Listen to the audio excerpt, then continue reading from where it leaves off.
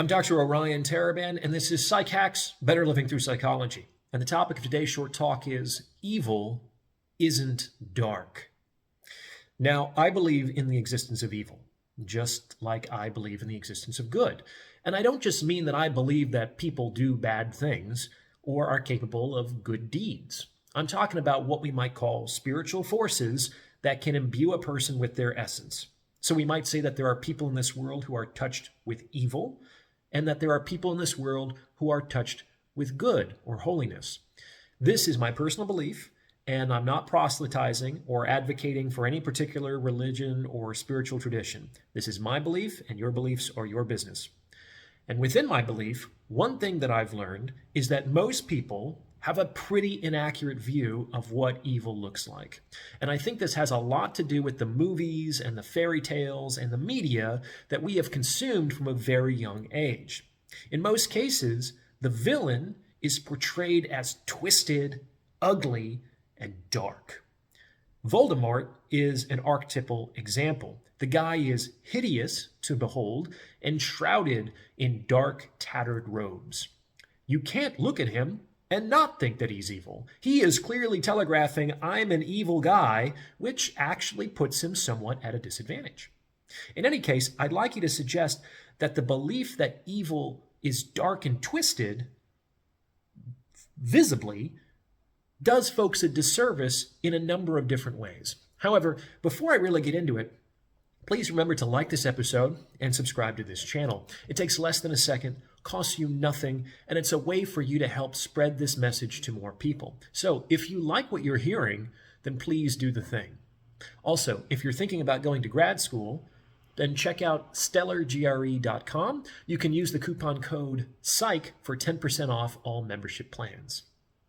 So, how did evil come to be associated with darkness to begin with? Well, I think this kind of occurred indirectly and by accident. How so? Well, the most obvious symbol for goodness that has been available to people on this planet throughout history is the sun. The sun is bright, it is constant, and it supports all life on this planet. Without the sun, existence as we know it would cease. So we see how the sun is an easy symbol for the divine. And if the divine is symbolized by something light and bright, then by analogy, its antithesis must be dark and obscure. So we get the association between evil and darkness, not because darkness is itself evil, but because darkness is the opposite of the most obvious symbol of the good. And this symbolic analogy has since been reified in the collective imagination. Only a little critical thought is necessary to understand that darkness isn't actually evil. In the story of Genesis, for example, on the first day of creation, God separated the light from the darkness. He named the light day and the darkness night. And we're told that God was pleased with what he saw. Darkness is part of the divine creation, and it is good. It's like in that Louis Armstrong song, I see skies of blue and clouds of white, the brightness of day, the dark sacred night. And I think to myself, what a wonderful world.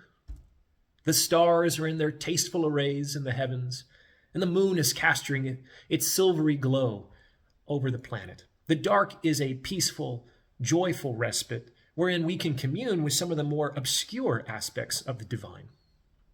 So, what does evil generally look like? Well, we have to kind of assume that few people would knowingly choose to follow evil. So it probably doesn't look unattractive or hideous or terrifying. It would be very difficult for evil to attract followers that way. In fact, we would generally expect it to come in the guise of what people want.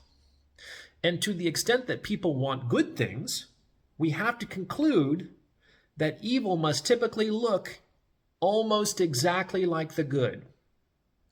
Evil wears a cloak of light, and that means that evil isn't dark.